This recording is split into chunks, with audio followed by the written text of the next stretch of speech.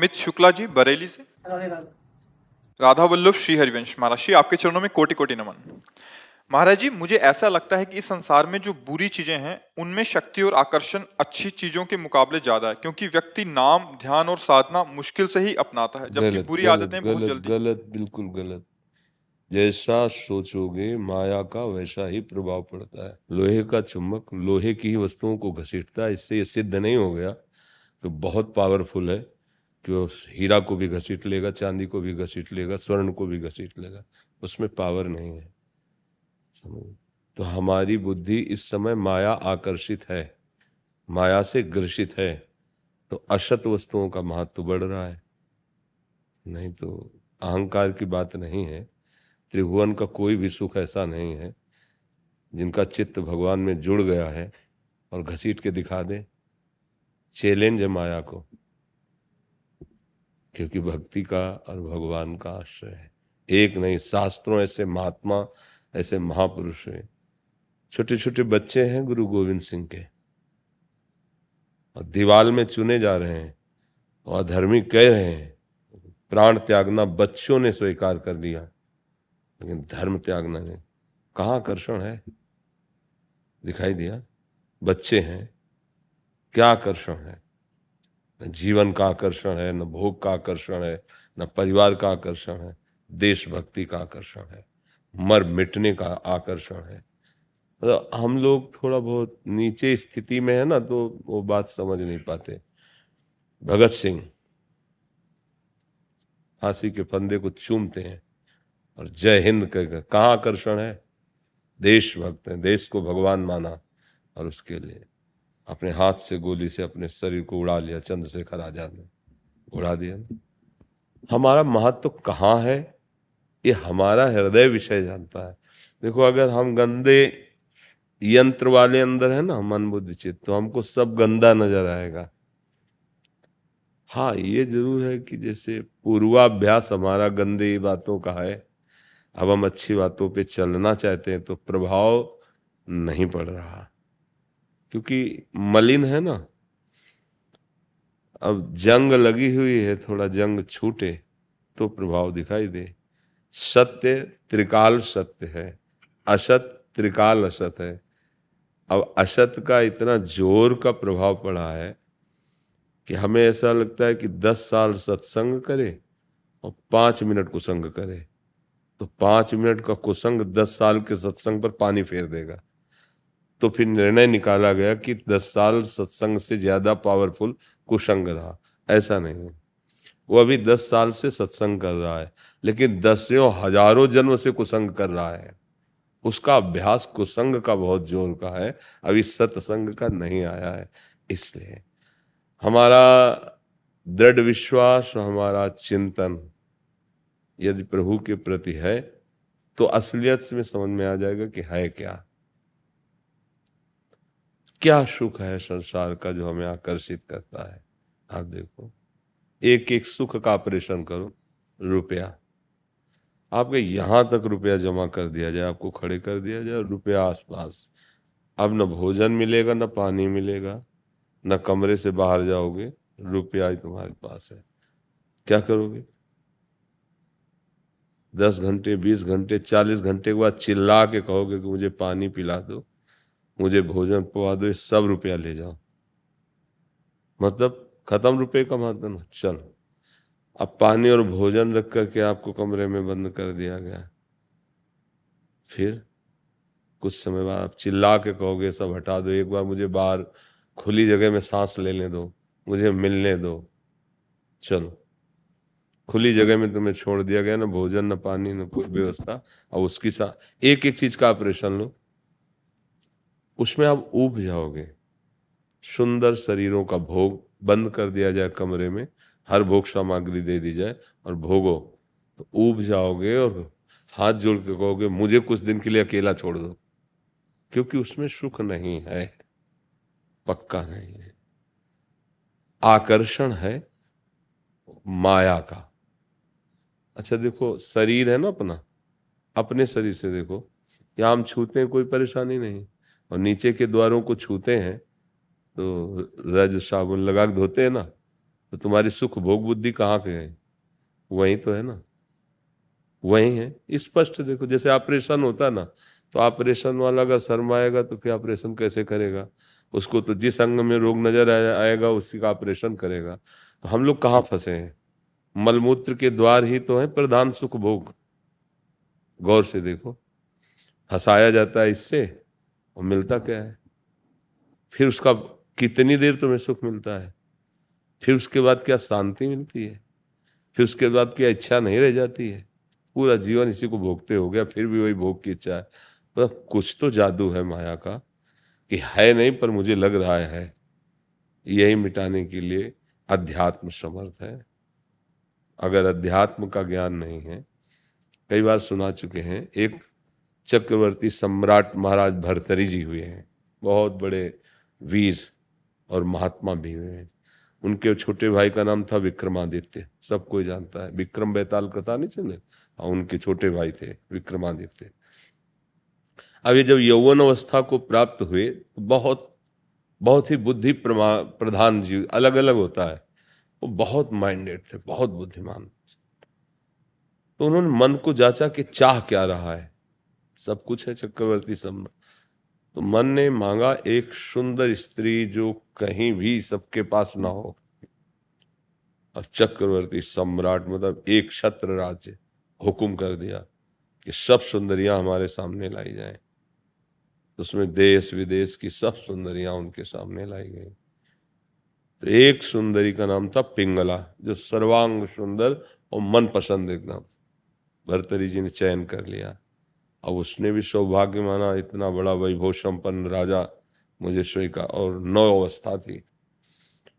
बड़े वो वैज्ञानिक बुद्धि के थे। तो उनका अब मैं कुछ वर्ष राजकाज विक्रमादित्य को देता हूं, क्योंकि मैं अनुभव करना चाहता हूं कि मन ने कहा स्त्री में सुख है, तो क्या सुख है मैं अनुभव कर। अब ना किसी से बोलूंगा, ना किसी से, इसी से बोलूंगा, इसी को देखूंगा, इसी के साथ रहूंगा, इसी से पूरी एकाग्रता। महल में समय से भोजन भर आ जाए, कोई सूचना नहीं, कोई हमारे पास नहीं आएगा। तो राजा थे, उनकी आज्ञा। विक्रमादित्य राज सिंहासन संभालने लगे और वो काफी समय व्यतीत हुआ, रात दिन उसी के सानिध्य में। तो एक मन में एक घृणा सी एक होती, पर फिर दूसरा कोई रास्ता नहीं है ना मन को, तो फिर वो उसी में बार बार गिरता। एक दिन एक ब्राह्मण तपस्या कर रहा था देवराज इंद्र की, निर्धन हूं, धन की प्राप्ति हो जाए। जब मंत्र अनुष्ठान पूरा हुआ तो देवराज इंद्र प्रकट हुए, उन्होंने बिना पूछे उसे एक अमृत फल दे दिया और अंतर्ध्यान हो गए। उस ब्राह्मण ने सोचा इस अमृत फल को हम खा के क्या करेंगे, वैसे ही गरीब है, मर रहे हैं। अगर ये अमृत फल हमारा धर्मात्मा महावीर राजा वो पाले तो सारी प्रजा को बहुत सुख मिलता रहेगा, क्योंकि बहुत धर्मात्मा राजा थे भर्तरी जी।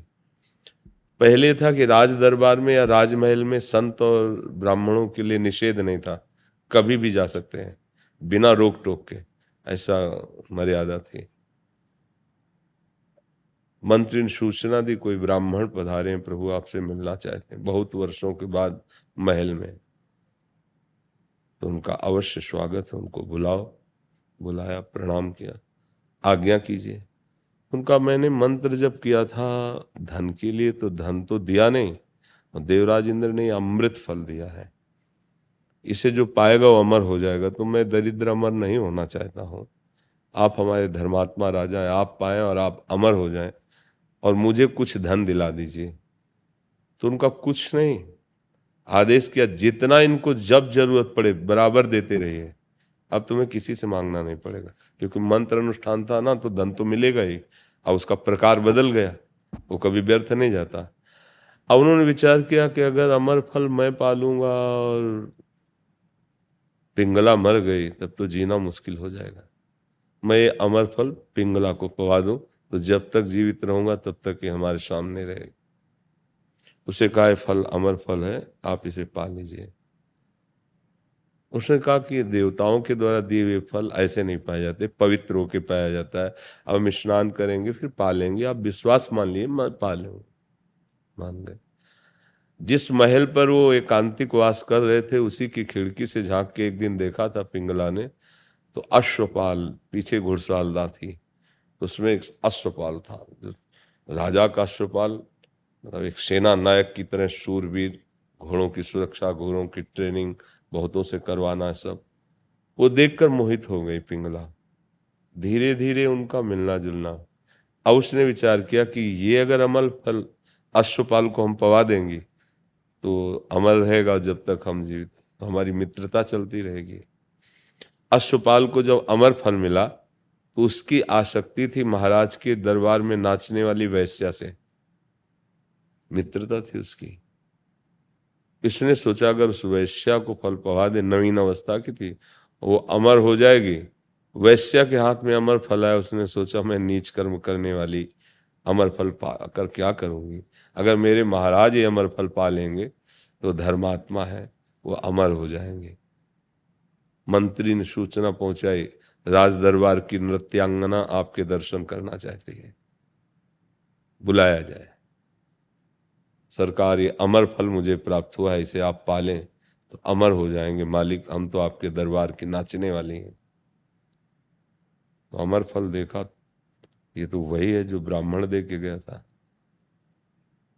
कहा तुम अमर फल कहाँ से प्राप्त कर सकते हो, क्योंकि वैदिक मंत्रों के द्वारा अनुष्ठान से प्राप्त होता है, सच्ची बताना नहीं तो मृत्यु दंड दिया जाएगा।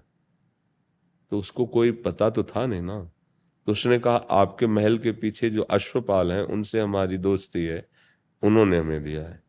बोले जाओ, ये बात किसी से कहना मत, जाओ। दूसरे दिन दरबार में घोषित किया कि महाराज भर्तरी जी आज राज दरबार में स्वयं पधार रहे हैं। शास्त्रों, प्रजा, राजमंत्री, सेवक सब उपस्थित हुए, बैठे और कहा अश्वपाल को बुलाया जाए।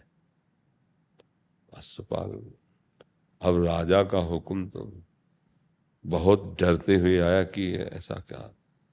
तो उनका हाँ भाई, ये अमर फल तुम्हें कहाँ से प्राप्त हुआ, अगर सत्य बोलोगे तो मुक्त कर दिए जाओगे, नहीं तो अभी तुम्हारा तलवार से टुकड़े टुकड़े कर दिए जाएंगे। कैसे बोले, अब ये कैसे बोले कि रानी ने, अब अगर नहीं बोलता है तो मारा जाएगा। तो उसने कहा सरकार प्राण रक्षा की जाए, महारानी पिंगला ने मुझे ये दिया है, चल एकांत में हो जाओ। पिंगला को बुलाया तो आकर सिंहासन पर बैठने, बोले नहीं, सभा में खड़े हो। देखो भाई सभासदों, हमारे देश के ब्राह्मण ने एक अमर फल दिया था और वो सत्य है, उसके खाने से व्यक्ति अमर हो जाता है। मैं तलवार से इस पर प्रहार करूंगा लेकिन ये पिंगला मरेगी नहीं, क्योंकि इसने अमर फल पाया है। और खींची तलवार, जे ही प्रहार, नहीं महाराज, नहीं महाराज। वह क्यों, तुम्हें संशय है क्या ब्राह्मणों के तप और उस दैवी फल से? वो संशय नहीं, पर महाराज मैंने पाया नहीं। कहाँ दिया? अश्वपाल को। हंस दिए कि मुझ सर्वांग सुंदर चक्रवर्ती सम्राट से तेरे को प्रियता नहीं हुई, एक अश्वपाल घोड़ों की सेवा करने वाले से। और वो एक अश्वपाल तुझ पिंगला महारानी से तृप्त नहीं हुआ, वो एक वैश्या से प्यार करता है। इसका मतलब ये नीच काम कभी संतोष, कभी शांति प्रदान नहीं कर सकता। मुकुट उतारा, सिंहासन पे रखा, लंगोटी लगाई, आजीवन के लिए वैराग्यवान। भर्तरी शतक वैराग्य जो है ना, संत जन उसका गान करते हैं। ये है जो माया का आकर्षण है। ये ऐसा लगता है इसमें सुख है, उसको लगता है उसमें सुख है, उसको लगता है उसमें, पर सुखी कोई नहीं है। सुखी वही है जो भर्तरी जी की तरह संसार का राग छोड़कर भगवान के चरणों का आश्रय ले लिया, भगवान का भजन। हाँ, कुसंग का प्रभाव इसलिए अधिक पड़ता है, लगता है, क्योंकि हम अभी तक बराबर कुसंग ही करते रहे हैं। जब से सृष्टि हुई तब से अभी तक हम सत्संग नहीं किए। अगर सत्संग किए होते तो हमारी आध्यात्मिक उन्नति हुई होती। तो इसलिए बकाया उसमें महत्व नहीं है। रुई जैसा पाप का पहाड़ हो, एक चिंगारी लगे भस्म हो जाएगी। भगवान का नाम, भगवान का रूप, भगवान की लीला, यही हमें बचाती है। नहीं तो बहुत गलत आकर्षण है। देखो आप, देखो आप, मतलब क्या उनकी व्याख्या करें। संतानोत्पत्ति भगवान की सृष्टि पूजा है, इसलिए गृहस्थ धर्म में उसका विधान है। पर व्यभिचार करना पराई स्त्रियों से या अन्य शरीरों से ऐसे गंदे ये तो सब नारकी गतियां हैं, इनमें दुर्गति हो जाती है। तो आपको समझ में आया जी? स्मृति शर्मा जी। राधे राधे श्री हरिवंश। राधे राधे महाराज जी, आपके चरणों में कोटि कोटि नमन। हे सदगुरुदेव, ये जानते हुए कि मेरे सदगुरुदेव सर्व समर्थ भगवत स्वरूप हैं, गुरु तत्व हैं, ना कि ये शरीर, लेकिन ज्ञान की कमी और स्वयं के देहाभिमान में स्थिति होने के कारण जब गुरुदेव के शरीर को कष्ट होता है तो मन व्याकुल हो जाता है। जिस रूप में गुरुदेव का दर्शन हुआ है उसके प्रति मन में प्रीति है और मन में ये प्रीति छोड़ना भी नहीं चाहते। आपकी जीवनी हमारे लिए सबसे बड़ी बड़े बड़े शिक्षा है। सिद्ध महापुरुष भी ना अपने गुरु का वियोग नहीं सह पाए। बड़े बड़े सिद्ध महापुरुष जिस समय हमारे वृंदावन बाके बिहारी लाल को जिन्होंने प्रकट किया, स्वामी हरिदास जी, वो जब अंतर्ध्यान हुए, जो विट्ठल विपिल देव जी उनके शिष्य थे, उन्होंने उसी समय आंख में पट्टी बांध ली और एकांत कमरे में बैठ गए। ना किसी को अब क्या देखना है,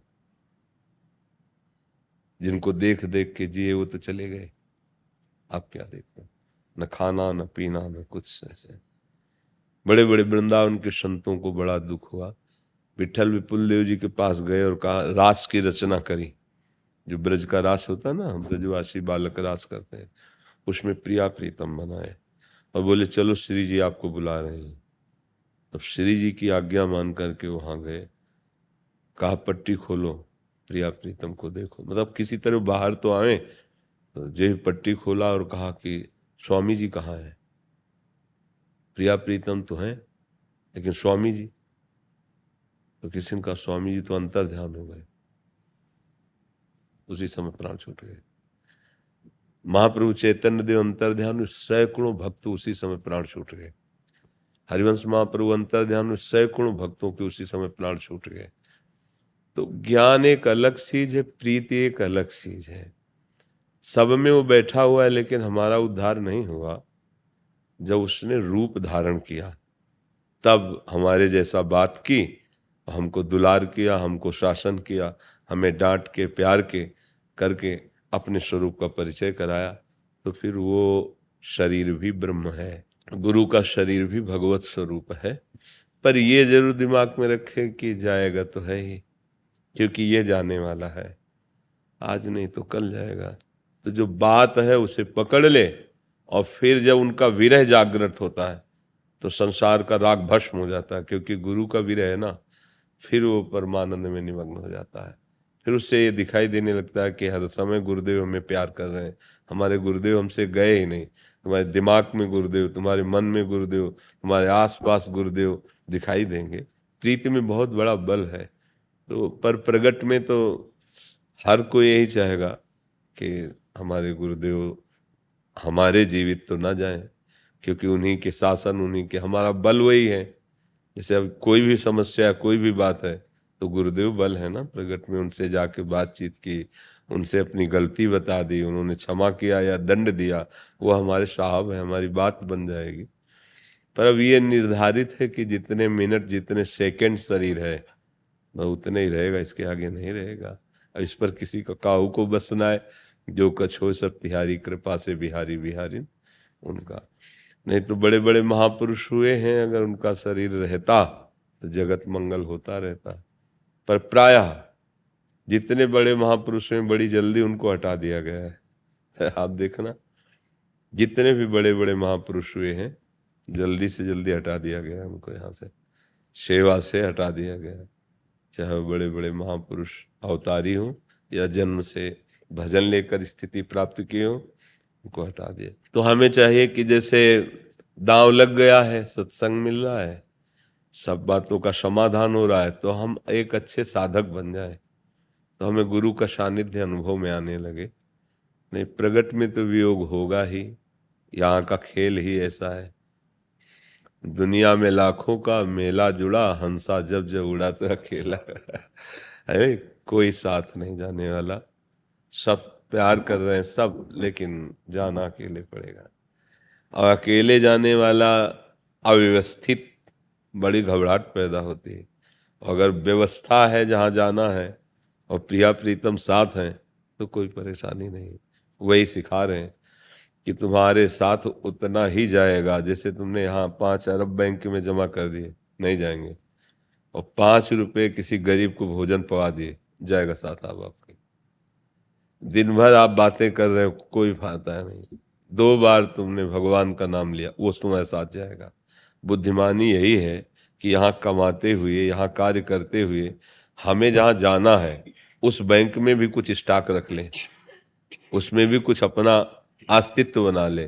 पर इतने हम लोग भूले होते हैं कि वहाँ की बात ही ध्यान नहीं आती, और यहीं के प्लान बनते रहते हैं और प्लान पूरे हो नहीं पाते। वहाँ जाने का नंबर आ जाता है, तब डर लगता है कि यार मर गए तो अब क्या होगा, बहू छूटेगी, बेटा छूटेगा, परिवार छूटेगा, धन, अब तो कुछ हमारे पास नहीं। तो जैसे अपने लोग हैं तो एकदम तैयार फिट बैठे हैं, बेग वेग बांध के नहीं, जैसे तैयार हुआ जाता, फिट बैठे हैं।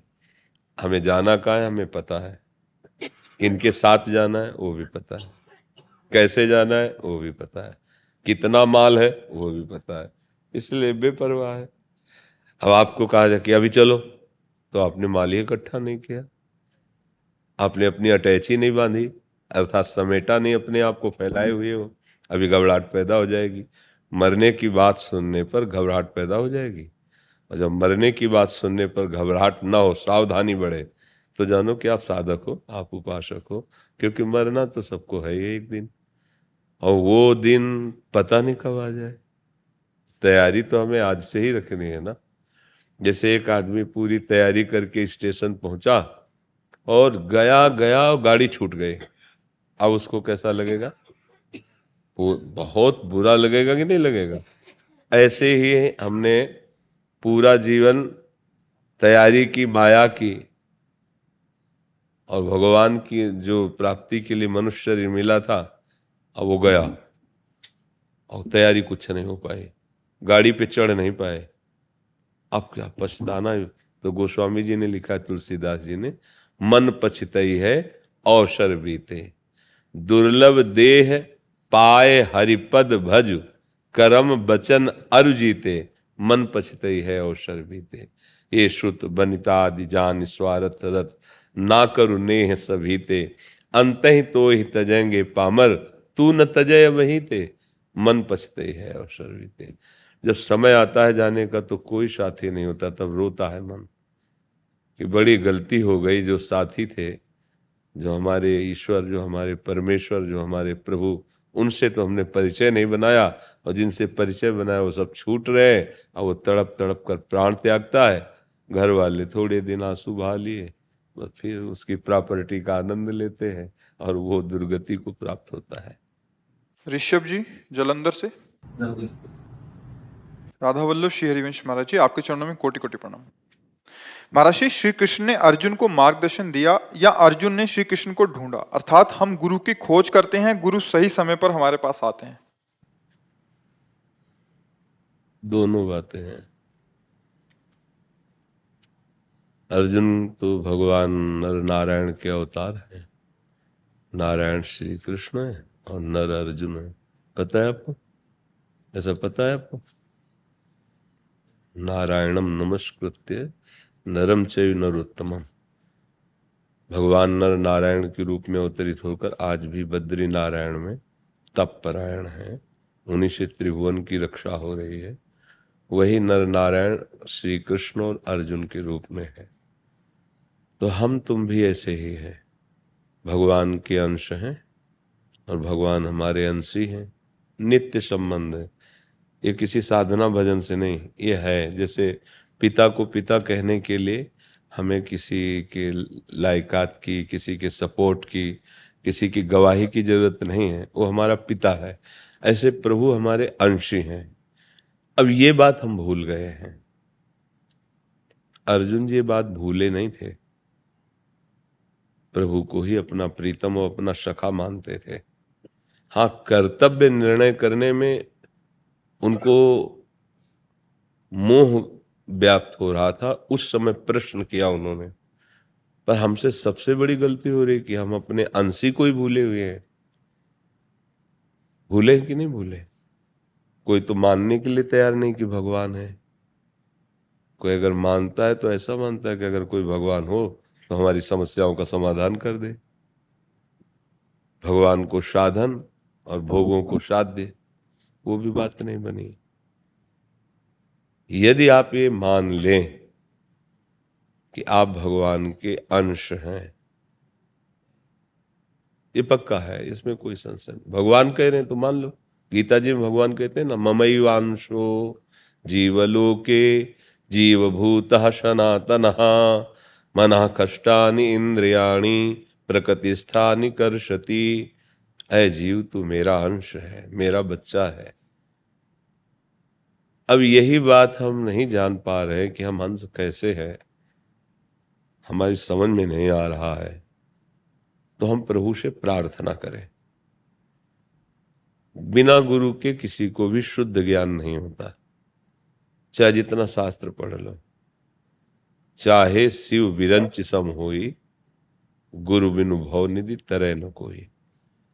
क्योंकि वो अनुभूत युक्तियां गुरु की हमें माया मुक्त करते हैं। शास्त्रों में लिखा तो सब है, पर हम पकड़ नहीं पाएंगे। जब गुरुदेव पकड़ाते हैं तो बात हमारे दिमाग में आ जाती है। तो गुरुदेव को हम पहचान सके इतनी हम में क्षमता नहीं है। विद्यार्थी टीचर की योग्यता का नाप थोड़ी कर सकता है। विद्यार्थी टीचर की योग्यता का नाप नहीं कर सकता कि ये कितना ग्रेजुएट है। वो तो टीचर से बढ़कर कोई हो फिर वो टीचर को देख सकता है। ऐसे हम शिष्य हैं, माया भ्रमित जीव हैं। हम सदगुरुदेव का परीक्षण नहीं कर सकते कि किस कोटि के महापुरुष हैं, क्योंकि उसके लिए जो यंत्र चाहिए वो सब मलिन है, तो पकड़ ही नहीं पाएंगे उसको। तो भगवान से प्रार्थना करते हैं कि हे भगवान, नहीं पता कि आप हमारे अंशी हो, नहीं पता कि आप हमें कितना प्यार करते हो, पर हो, जो भी हो आप हमारे हो, जैसा भी हो मैं आपका हूं। अब मैं जानना चाहता हूं, या तो आप स्वयं आके बताइए या गुरु के रूप में आके बताइए। ये प्रार्थना आप प्रभु से करो, तो या गुरु आके आपसे मिल जाएंगे या आपको गुरु के पास पहुंचा दिया जाएगा, क्योंकि सर्व सामर्थ्यशाली प्रभु है। अर्जुन जी जब तक प्रभु को अपना मित्र, सखा, प्रीतम मानते रहे तब तक उपदेश नहीं किया। जब उन्होंने कहा शिष्यस्ते हम साधिमाम त्वं प्रपन्नम, मैं आपका शिष्य हूं और आपका शरणागत भी हूं, अब आप मुझे बताइए कि मैं इन रिश्ते नातेदारों को, चाचा ताऊ का गला काट करके क्या कल्याण को प्राप्त हो जाऊंगा? तो पूरी गीता भगवान ने फिर सुनाई है। हमसे कम ही हो सकती, क्योंकि हम नहीं जानते, हम किसी पाखंडी को भी मान सकते हैं। जब हमें पता चलेगा ये धर्म विरुद्ध आचरण करता है तो अश्रद्धा हो जाएगी, तो हमारा मार्ग ही भ्रष्ट हो गया। जिसको गुरु बनाया जब वहीं श्रद्धा नहीं रह गई तो अच्छा, एक जगह श्रद्धा बिगड़ी तो फिर जहां जहां दृष्टि जाएगी वहां वैसे ही लगेगा कि यार यहाँ भी तो फ्रॉड नहीं है, यहाँ भी तो नाटक नहीं चल रहा माया का, है कि नहीं? तो हम सर्वज्ञ भगवान के ऊपर ये बात छोड़ दें, और वो जब मिलाएंगे तो फिर ऐसा मिलाएंगे कि तुम छोड़ना भी चाहो तो नहीं छोड़ सकते। तो इसलिए हमें लगता है सबसे पहले भगवान से प्रार्थना करनी चाहिए कि हम आपको पाने के लिए जो रास्ता चाहते हैं वो आपसे ही चाहते हैं। या तो आप प्रगट में हमारे अंदर उपदेश दीजिए या गुरु रूप में आकर बाहर से उपदेश दीजिए, बढ़िया काम बन जाएगा, इसमें कोई संशय। तो हमारी सबसे यही प्रार्थना है जाते जाते कि शराब मत पीना, मांस मत खाना। अगर गृहस्थ हो तो अपनी पत्नी से प्यार करो, पत्नी अपने पति से प्यार करे। व्यभिचार पराई स्त्रियों से, पराए पुरुषों से, ये नरक पहुंचा देगा, हर सुख सुविधा में आग लगा देगा, तुम्हारा परिवार अशांत रहेगा, तुम्हारा मन तुम्हें मारने के लिए तैयार हो जाएगा। मारने का मतलब जो शरीर नष्ट करने की भावना आती है ना, अब क्या करूं, अब तो एक ही उपाय दिखाई देता है, बचना। ज्यादा भजन ना हो कोई बात नहीं है, गृहस्थी में हो, पर ये चीजें छोड़ दो। शराब पीना, व्यभिचार करना, मांस खाना और गंदी बातें देखना सुनना, और जितना बने रामकृष्ण हरि नाम जप कर लो। भगवान बड़े कृपालु, आपके पास बहुत सी सेवाएं हैं गृहस्थ में, और उन सब सेवाओं को भगवद अर्पित कर दो, इसी से आपका मंगल हो जाएगा। भटकने की, भागने की, दौड़ने की जरूरत नहीं है। वो दौड़ के खुद तुम्हारे पास आ जाएगा। सच्ची निष्ठा में रहो, सच्ची निष्ठा में वो गले पकड़ कर तुम्हें दे जाएगा। सत्य वस्तु गले पकड़ करके दे जाएगा। वो बहुत प्यारा है, वो सबको प्यार करता है, पर सब उसकी तरफ से पीठ किए और मुख किए संसार की तरफ। केवल भगवान की तरफ सन्मुख होने मात्र से करोड़ों जन्मों के पाप नष्ट हो जाते हैं। सन्मुख होए जीव मोहि जमहि जन्म कोटि नाश होता है।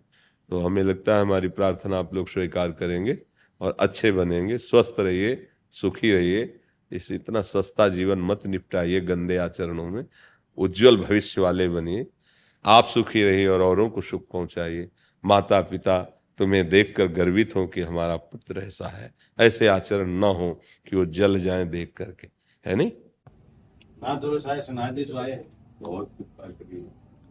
आप माला पहनाओ इनको, भगवत पार्षद। निरहंकार तो भक्ति को ऐसी कृपा करो, निरहंकार घड़ी घड़ी आ जाए भाव। वो भी श्रीनाथ जी के चरणों में दे दो, क्या जाता है। ये अभिमान निरंतर बढ़ता रहे कि श्रीनाथ जी मेरे स्वामी, मैं उनका सेवक। हम अहंकार को मोड़ देते हैं। अस अभिमान जाय जन भोरे, मैं सेवक रघुपति पति मोरे।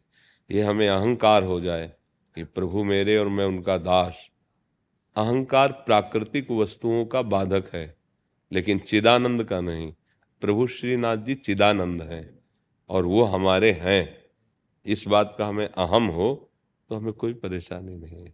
आपने संतों का नाम बढ़ा दिया। पहले हम लोग यात्रा करने में डरते थे, लोग कहते थे, लेकिन जब से संतों का बहुत सम्मान बढ़ गया। जिन्होंने मान का त्याग करके भगवान से अपनी तन्मयता की है, तो सम्मान योग तो वही है। हाँ, और संतों के स्वभाव में सम्मान की प्रियता रहती ही नहीं है। सम्मान निरादर, आदर ही सब संत सुखी विचरंत नहीं। उनके लिए सम्मान कोई खास बात नहीं होती, नहीं। हाँ, सम्मानम कल्याति घोर गरलम नीचापमानम सुधा, श्री राधा मुरली धरो भज सके वृंदावन माँ त्यज। सम्मान को घोर विष के समान देखे, नीच पुरुषों द्वारा किया हुआ अपमान अमृत के समान समझे। राधा मुरलीधर का निरंतर भजन करते हुए भिक्षायाटन से अपने उदर का पोषण करते हुए व्यतीत करे। ये परमहंसों का स्वरूप है। जहाँ जहाँ मान प्रिय लगने लगा, तहाँ साधुता खसक जाती है, चली जाती है। जो भगवान की प्राप्ति की स्थिति है ना, उसमें सबसे पहला लक्षण है मान का त्याग। निर्मान अमोहा जित संग दोषा, अध्यात्म नित्या विनिवृत्त कामा, द्वंद्वैर विमुक्ता सुख दुख संगई गच्छन्त मूढ़ा। हाँ, अब इसको मान को देखो, बड़ी सूक्ष्मता से देखो।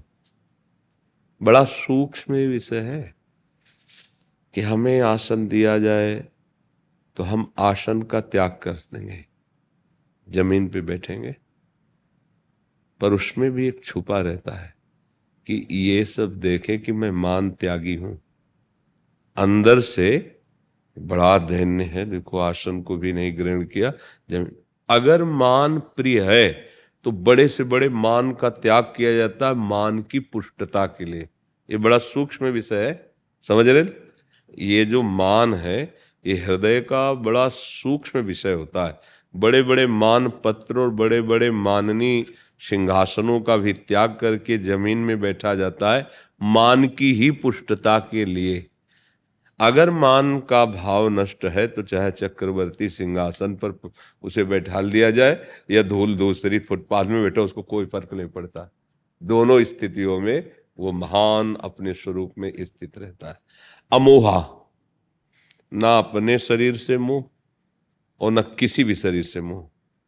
साधु का व्यवहार सरस होता है पर हृदय बहुत, हाँ, व्यवहार उसका सरस होगा पर हृदय जो उसका होगा, जैसे लोक में कहा जाता है कि व्यवहार बड़ा कठोर होता है पर हृदय सरस होता है, नहीं, अभी समझ नहीं पाए। साधु का जो निरपेक्ष होता है, जो किसी की अपेक्षा नहीं है, निष्प्रिय होता है, तो वो बाहर से तो व्यवहार ऐसा, लेकिन अंदर से वो अपने आप में एकदम कूटस्थ है, असंग है, कोई भी रंग उसके हृदय में स्पर्श नहीं कर सकता। बाहर से व्यवहार में ऐसा लगेगा कि स्वामी जी हमको सबसे ज्यादा प्यार करते हैं।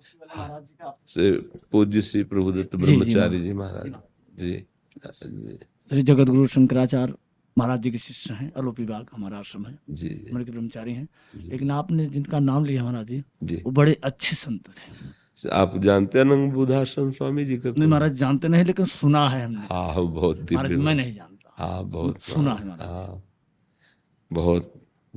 जब गंगा किनारे भ्रमण कर रहे थे, बड़ी अद्भुत स्थिति उन महापुरुष की।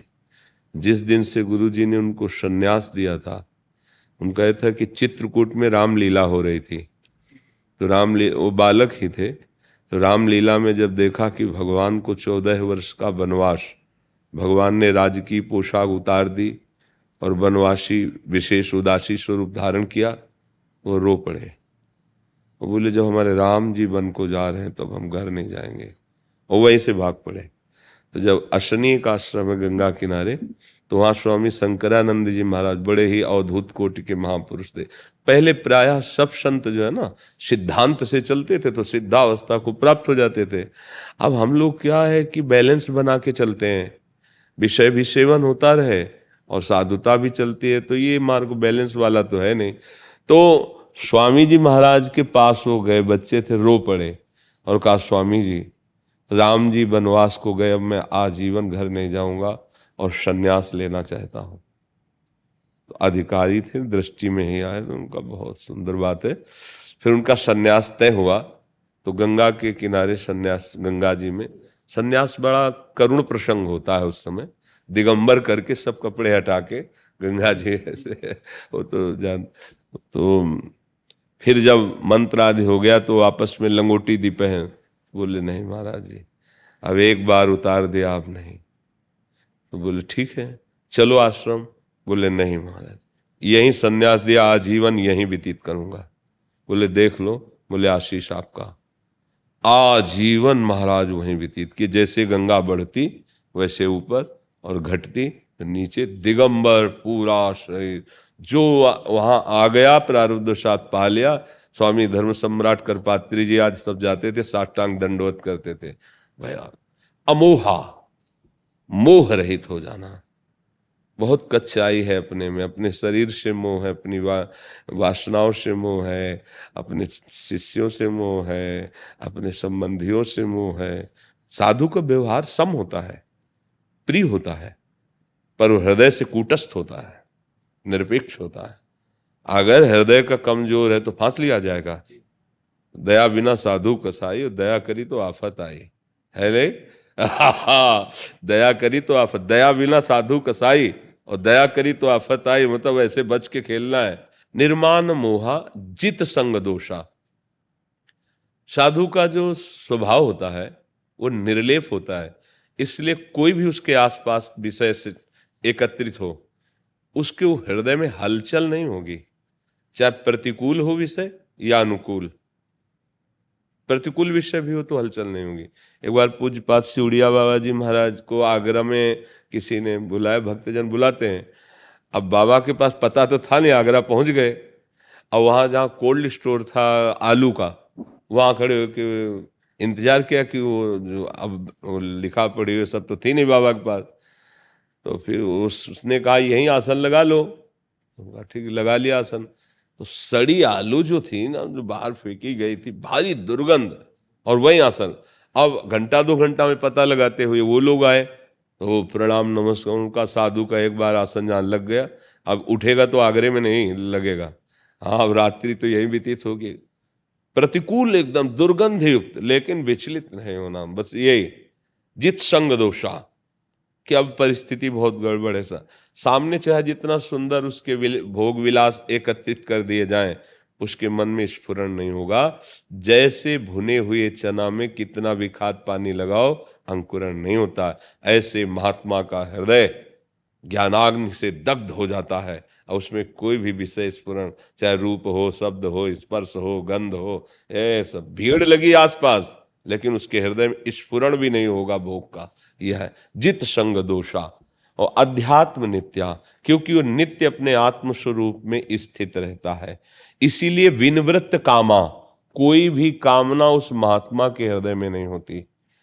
देखो बहुत सावधान रहना भगवत प्राप्ति के लिए। यदि हम चले हैं आत्मबोध के लिए तो ये चीज़ें भी सुधारनी पड़ेंगी कि हमको अर्थ चाहिए, इसलिए हमको अर्थ चाहिए, भंडारा कराना है, हमको अर्थ चाहिए, ये कर। देखो भंडारा अगर होना है ना तो तुम जहाँ बैठ जाओगे वहीं सब कुछ लुट जाएगा आके, वहीं ऐश्वर्य भाई वो तुम्हारे चरण चूमेगा। तुम सत्यता पे तो चलो, सत्यता पे चलो, वहीं सब कुछ वही वो चरण चूमने लगे। एक हमारे महापुरुष हुए परशुराम देवाचार्य जी, तो उन्होंने गेट में लिखवा रखा था, माया सगी न तन सगा, सगा नए संसार, परशुराम ये कह गए सगा सुसिरजन हार। तो एक हमारे जैसे नए महात्मा थे, वैराग्य प्रधान था, अभी समझ नहीं पाए थे कि वैराग्य किसे कहते हैं, बाहरी अक्षरों के वैराग्य समझ रहे थे। तो गए तो वहाँ गिरदा लगा हुआ था, सब शिष्य मोर पंच डुला रहे थे ऐसे। तो बोले महाराज दंडौत, ये दो आपका है? बोले हाँ इसी दास के ने।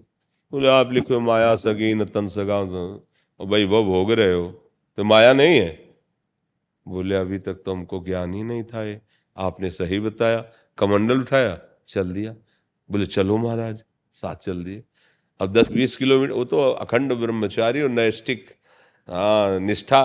तो बोले महाराज अब हमें तो भूख लगी, हम तो भिक्षा मांगेंगे। बोले परशुराम जीवन हो गया, आज तक ऐसे नहीं किया, एकमात्र भगवान का भरोसा, और जहां है जो व्यवस्था कर देता है उसी को स्वीकार करता हूं, आज तक किसी से ऐसे नहीं किया। तो बोले हम तो भिक्षा को लिए जा रहे हैं, आपके लिए ले आएंगे क्या? बोले परशुराम ने भगवान के सिवा किसी दूसरे का सहयोग नहीं स्वीकार किया।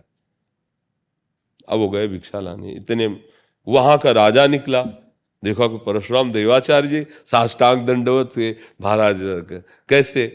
तो उन्होंने बात बताई कि ऐसा ऐसा। तो महाराज आपका आदेश हो, अभी हम रसोई तैयार करवाते हैं और हम अभी यहाँ आपके लिए निर्माण शुरू करते हैं। बोले हरी इच्छा, हम क्यों कहें। अब रसोईया चढ़ गए, अब राजा का हुक्म, नी खुदने लगी। वो 1-2 घंटा में भिक्षा मांग के पाके जब आए तो बोले महाराज यहाँ क्या हो रहा है? बोले अब यहाँ एक महल बनेगा, ये रसोईया बन रहा है, यहाँ भंडारा होगा।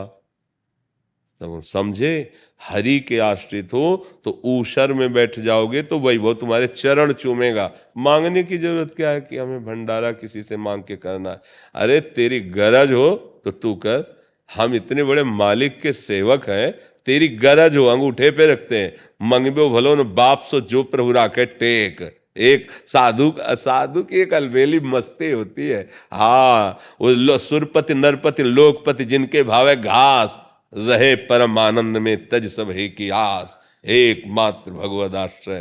तो विनिवृत्त कामा, समस्त कामनाओं का त्यागी होता है जो भगवत प्रेमी महात्मा होता है। द्वंद्व विमुक्ता, ये मान अपमान, निंदा स्तुति, लाभ हानि, जन्म मृत्यु, इससे वो परे हो जाता है, क्योंकि इन सब का प्रभाव देह पे पड़ता है। देहाभिमानी जीव कर्ता भोक्ता होता है और वो ज्ञान के द्वारा अपने स्वरूप को जान चुका है, इसलिए द्वंद्वों का कोई प्रभाव नहीं होता। तो दुख सुख में समान भाव रखने वाला वो परम ज्ञानी महात्मा परम पद में प्राप्त है वर्तमान में। ये थोड़ी कि मरेगा तो उसे परम पद मिलेगा। महात्मा जीवित परम पद में विराजमान रहते हैं, इसी को कहते हैं जीवन मुक्त महापुरुष। तो अपने सबको हरि की बड़ी कृपा है, जहाँ जहाँ हमारे छिद्र हैं उनको हम बंद करें और अपने परमानंद रस की वृद्धि करें। नहीं तो चलनी में गैया दुहे और दोष दैव को दे, हरि गुरु कहो न मानई अपनो ही फल ले। चलनी में गाय दुहे, कहते हमारे भाग्य में नहीं था दूध पीने का, तो ऐसे ही मनमानी आचरण करो और चाहे जितने बड़े सिद्ध महापुरुष के संग हो तुम्हें लाभ नहीं मिलेगा। हरि गुरु कहो, वो जो आज्ञा कर रहे हैं बस उसके अनुसार चलो, तुम विचार मत करो, तुम्हारी विचार करने की क्षमता नहीं। गुरु वाक्य हो गया कि आप ऐसा करो, बस उसी में लग जाओ तो परमात्मा आगे खड़ा मिलेगा। पर हम लोग इतने अविश्वासी हैं कि क्यों म्यों, अच्छा दूसरों से भी सलाह ले लेने लगे। अपने गुरु की बात कभी दूसरे से नहीं पूछनी चाहिए। ये समझ लो, ये बहुत बड़ा भारी अपराध है कि भाई कोई बहुत विद्वान संत है और अपने गुरु सीधे साधे भोले भाले, उन्होंने कह दिया बेटा तुम ऐसा करो तुम्हारा कल्याण हो जाएगा, तो तुम आकर सभा में पूछे कि हमारे गुरुदेव ऐसा कह रहे थे कि करना चाहिए कि नहीं करना चाहिए, मर गए। अब तुम्हें कोई संभाल नहीं सकता, परमार्थ में तुम बिल्कुल नहीं चल पाओगे, क्योंकि गुरु के वचन प्रतीति न जय। जिसे गुरु के वचनों पर विश्वास नहीं, वो चाहे जो कुछ कर ले काम नहीं बने। तो अपने लोगों को जो गुरु आश्रय मिला, भगवद आश्रय मिला, बस एक बार इस जीवन को झोंक दो हरि प्रेम में। बहुत बार विषयों को भोगा, बहुत बार विषय इकट्ठे किए हैं, अब एक बार जो है काछ वाछ मन निश्चल राखे, धन धन जननी तेरी रे। लंगोट का पक्का, वचन का पक्का, मन का पक्का, पूरे त्रिभुवन पर जय। साधु जानते हो, हाँ, साधु के विजय किससे? काछ वाच मन निश्चल राखे, धनि धन जननी तेरी रे। नरसिंह जी का पद है, वैष्णव जन ते कहिए जे पीर प्राय। जिसका लंगोट पक्का आजीवन, जब हमने गृहस्थ नहीं स्वीकार किया तो आंख नहीं मोड़ेंगे उधर। बस मतलब निष्ठा होनी चाहिए, फिसलना नहीं है, फिसलना नहीं। काछ वाच मन निश्चल राखे, धन धन जननी तेरे। मन से प्रभु का चिंतन, वाणी से प्रभु की लीला गायन, और जितेंद्री विश्व को परास्त कर देगा, कोई जोड़ नहीं उसका रहेगा। बहुत भारी वस्तु है रसेंद्री और जनेंद्री पर शासन कर लेना, इसे को धृति कहते हैं। हम लोग चूक जाते हैं, जहाँ ये ढीली पड़ी तहाँ दूसरी ढीली हुई, और दूसरी ढीली हुई तो परमार्थ का प्रतीक नहीं रह गया, नाटक भर परमार्थ का रह जाता है, असलियत में नहीं रह जाता है। इसलिए हम सब भगवान के चिंतन में मगन रहे। हम गिरनार से आए हैं भगवान, गिरनार से भगवान का दर्शन। ये सब हमारे लिए नहीं है। हाँ बिल्कुल बिल्कुल। ये भगवान को, इनका दर्शन भगवान को नहीं देखा है। बहुत सुंदर। ये भगवान है हमारे, उसका स्वाद चल रहा है ना। सूर्य चंद्र, समझ रहे हो ना आप? भगवान सूर्य चंद्र सूक्ष्म चित्रिणी वज्रा ब्रह्म नारी और सहस्त्र, बिल्कुल। उनकी बात में वो बोल रहे थे कि मैं बड़े आसन पर नहीं बैठा, मैं उनकी श्वास को देख रहा था कि क्या बोल, इसलिए मैं इस पर बैठा। फूल की माला की जरूरत नहीं है, मान का सम्मान का नहीं है भाई, किसी का भी नहीं होता है बेटा। हम गिरनार से उसका वीडियो देख के कि कोई संत सतगुरु और ईश्वर जगत से न्यारा है। भगवान ने बोला ना, सब त्याग, लंगोट का पक्का होना चाहिए, मन का चचा होना चाहिए, और गुरु शब्द होना चाहिए। हम भी शस्त्र लेके घूमते हैं, ये भगवान ने शब्द सब हमको सुना। हम इसका दर्शन के लिए आए, उनको जे किया है ना। देखो कहाँ गिरनार है, जुना अखेड़ा, सिर्फ हम 10 नाम जुने अखेड़े में। तो मेरा शिष्य उसने बताया कि बाबू भगवान का दर्शन, हम भगवान ढूंढ रहे हैं, हमें तो भगवान इन सब में देखा है, मंदिर में ऐसे ऐसे भाई नहीं देखा। वो बोलते हैं ब्रह्मा जी ऐसा है, शंकर ऐसा है, नारायण ऐसा है, उनके आगे क्या है ये किसी को नहीं। हाँ, मतलब कहने का मतलब है ये एक रास्ता है, लेकिन ये सब बातें लोगों की मगज में फिट हो जाती है, उससे आगे नहीं जा पाती, आगे नहीं जा सकते कोई। किसी एक गुरु वाक्य में इतनी बड़ी सामर्थ्य है कि कोई भी लक्ष्य ऐसा नहीं है जिसको प्राप्त न किया जा सके। गुरु वाक्य ही, और सही पूछो तो गुरु से बढ़कर कोई तत्व नहीं है, और कोई लक्ष्य नहीं है, और कोई वस्तु नहीं है। अगर अपने गुरु में आसक्त हो गया, उनकी वाक्य में, तो सब कुछ प्राप्त हो गया। ये सार बात जो यहाँ की बात है ना, सब समझ गए हम, सब समझ गए। आप पधारो भगवान ત્યાં गिरनार पधारो, એને બધાને લઈને પૂરી વ્યવસ્થા થઈ જશે। એક કરું गिरनार पधारो। आप तो सब कुछ कर सकते हो, कितनी भी ठीक कर सकते हो, सब कुछ कर सकते हो जी। पर इससे होगा क्या, नाशवान शरीर है, आज नहीं तो कल जाएगा ही। हाँ, वो तो कपड़ा तो बदलना ही। हाँ, तो इसलिए इस पर क्यों खर्चा करे। ब्रह्मास्त्र का प्रयोग मच्छर मारने के लिए क्यों करे। नहीं गुरुजन ही संभालते हैं। अरे नहीं, अरे हम सब बच्चे ही। अरे नहीं भगवान, आप बच्चे तो हम हैं आपको मिलने के लिए। अरे भगवान देखो, हमारा जुना अखाड़ा से अस्त्र और शस्त्र दोनों ही साथ में लेते। सुनील कुमार जी हनुमानगढ़ से। प्रणाम महाराज जी, सादर चरण स्पर्श।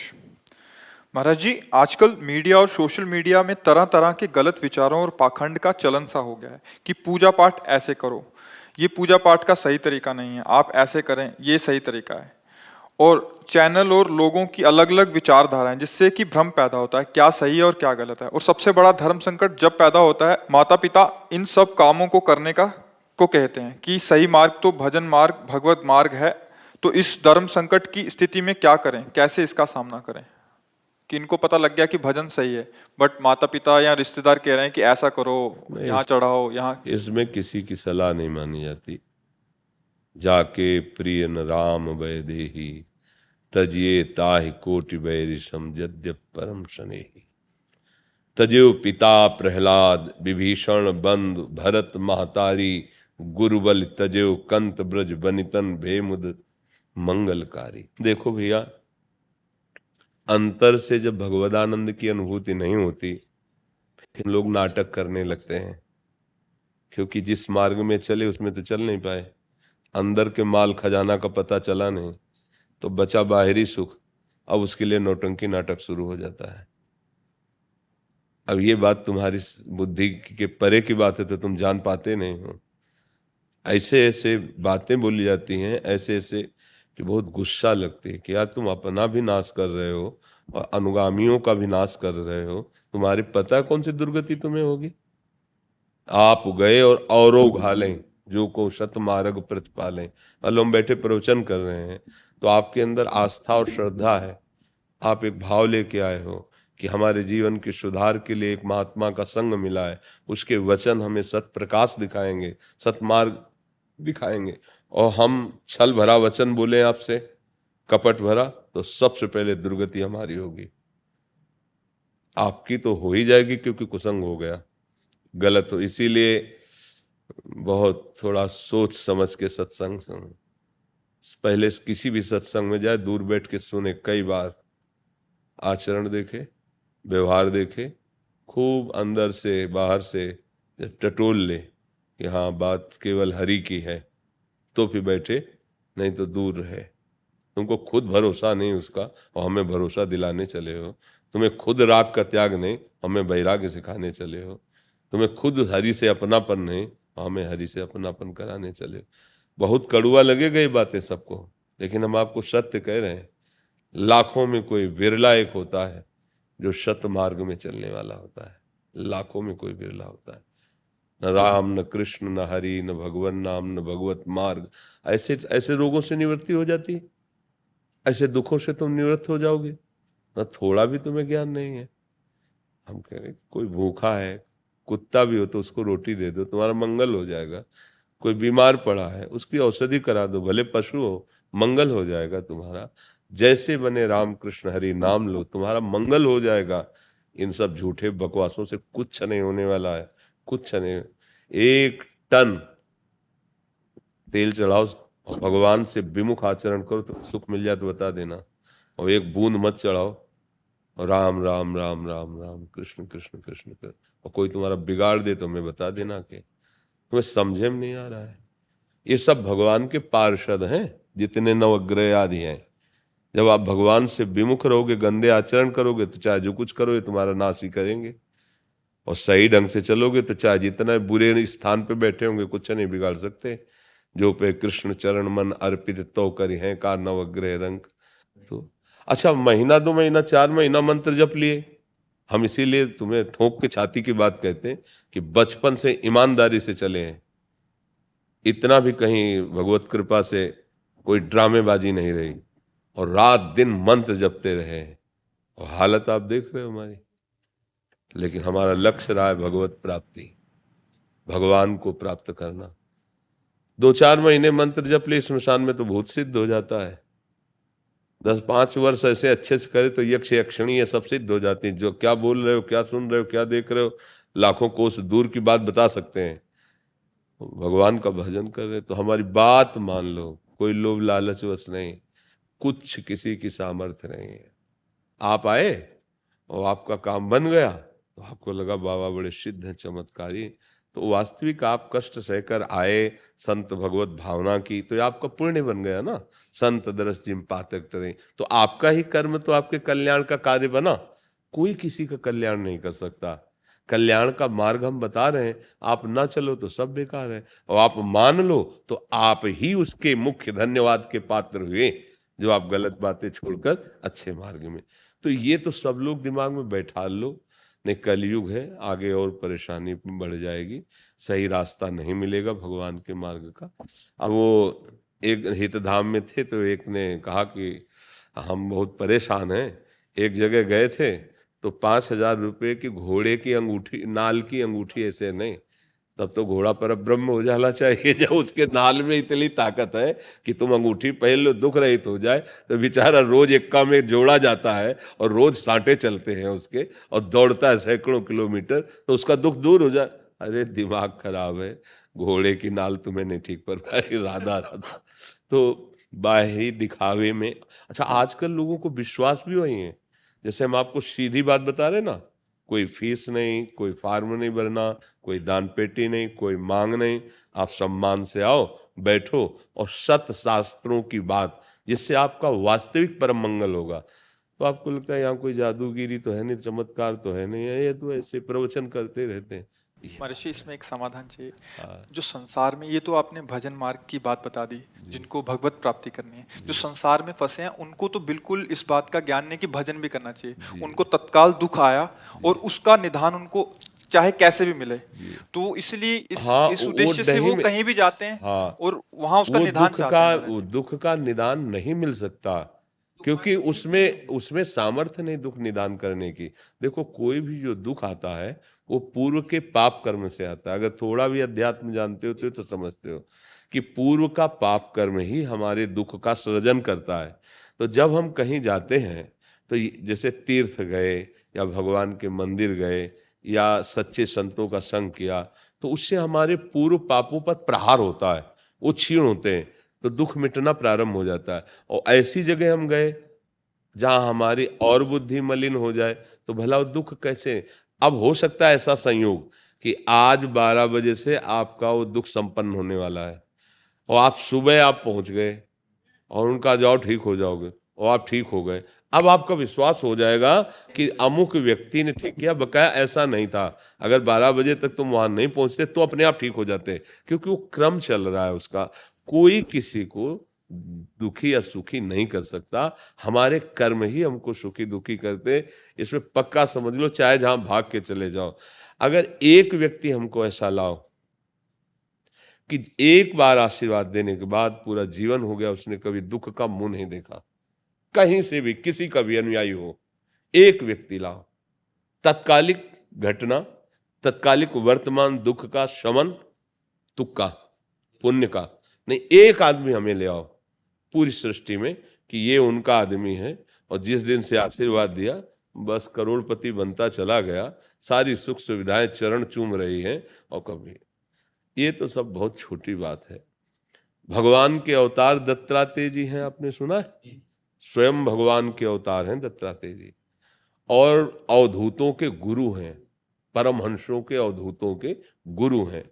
और आराधना की शास्त्राबाहु अर्जुन है वंशी, आराधना करके प्रसन्न कर लिया, और उनकी प्रसन्नता से उसको बहुत सी सिद्धियां प्राप्त हुई कि अब वो 88,000 वर्ष तक जवान रहकर विषयों का भोग किया। 88,000 वर्ष तक कोई भी वैभव उसके ऐश्वर्य की कमी नहीं थी, और बुद्धि भ्रष्ट हो गई, जमदग्नि जी का अपराध कर दिया, परशुराम के पिता। यहां तक कि हुआ क्या, सर्वनाश कर दिया। उन्हीं भगवान ने, जो दत्तात्रेय जी के रूप में थे, वही परशुराम भगवान के ही तो अवतार है ना। कहाँ ललकार ललकार के पूरे वंश को काट काट के ऐसे पहाड़ लगा दिए उनके। आप समझो, दत्तात्रेय जी जैसे महायोगी का अवधूत का संग करके वो विषयी बना रहा। वो इतना नीच हरकत कर गया कि एक ब्रह्म ऋषि की हत्या कर दी। अब समझना पड़ेगा, दुख निवृत्ति सिद्धियों से भी नहीं होती। दुख निवृत्ति एकमात्र भगवान की प्राप्ति से होती है। जैसे केवट जब भगवान के चरण धो रहा है ना, तो भगवान बाद में देते हैं ना कुछ, तो कह रहा अब कछुनाथ न चाहिए। अति आनंद उमगी अनुरागा, चरण सरोज पखारन लागा। तुम्हें तकलीफ है, शारीरिक समस्या है, डॉक्टर के पास जाओ, क्योंकि वो भी प्रायश्चित होता है। पैसे देते हो, जाना होता है, दवाई खानी होती है, ऑपरेशन कराना होता है, ये पाप का प्रायश्चित हो रहा है। आप उसमें ठीक हो जाओगे, उसमें कोई संशय की बात नहीं। पर ये जो जादू टोना है, ये जो भस्म राख, और इससे नहीं होना। हमारी बात मान लो। हाँ, खूब अच्छे, मतलब अपने लोग क्या है, पूरा जीवन इसी में व्यतीत किया है ना। अच्छा, आप सब घर के हो, अगर छल कपट वाली भाषा हो तो बात अलग। हमारी आत्मा हो आप, अगर आप सही ढंग से चलोगे तो वास्तविक तुम्हें दुख सहने की सामर्थ्य आ जाएगी और तुम भगवत प्राप्ति के योग्य हो जाओगे। तो ये कलयुग का कुछ ऐसा आगे समय भी आएगा और बढ़कर कि सत्य बात बोल नहीं सकते, सत्य बात कोई सुनने के लिए तैयार नहीं होगा, क्योंकि सत्य मार्ग में चलने की क्षमता ही नहीं रह गई है। ये गलत धारणाएं बढ़ रही, नहीं बढ़ रही, देखो।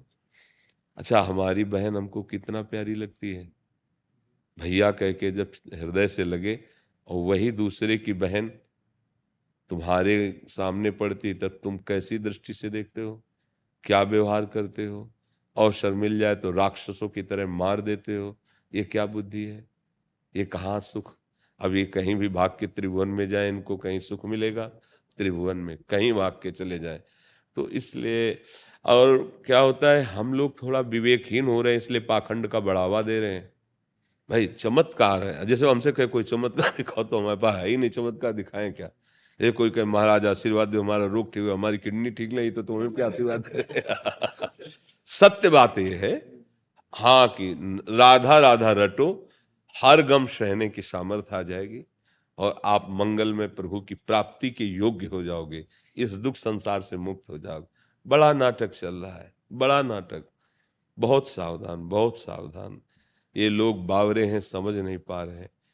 हमारे प्रभु का एक बार हृदय से नाम पुकार करके देखो, वो तुम्हारी बाह पकड़ लेंगे, दुख से निवृत्त कर देंगे। दूसरा कोई उपाय नहीं है, ये तो सब भगवान की माया की। हाँ, कई जगह है अपनी वासना की पूर्ति के लिए इस वेश को रख लिया गया, और भाई मौज मस्ती से चले, तो अब इतना रुपया दीजिए, तब फिर अगर ऐसे रुपया देने से सत्य वस्तु की प्राप्ति होती तो मतलब सत्य वस्तु अपने लोगों को मिलती ही नहीं, धनी लोग खरीद लेते हैं। सत्य वस्तु कभी रुपए से नहीं मिलती, ध्यान रखना, ये पक्का समझना। रुपए से मायाकृत वस्तु मिल सकती है, सत्य वस्तु नहीं मिल सकती, पक्की बात समझ। रुपए से अगर तुम्हें जो भी मिल रहा है वो मायाकृत है, सत्य वस्तु प्राण समर्पण करने से मिलती है। अब ये पहचान कहाँ तुम्हारे अंदर है? सत्य वस्तु प्राण समर्पण करने से मिलती है, रुपए से नहीं मिलती। तो सत्य वस्तु को समझा जाए,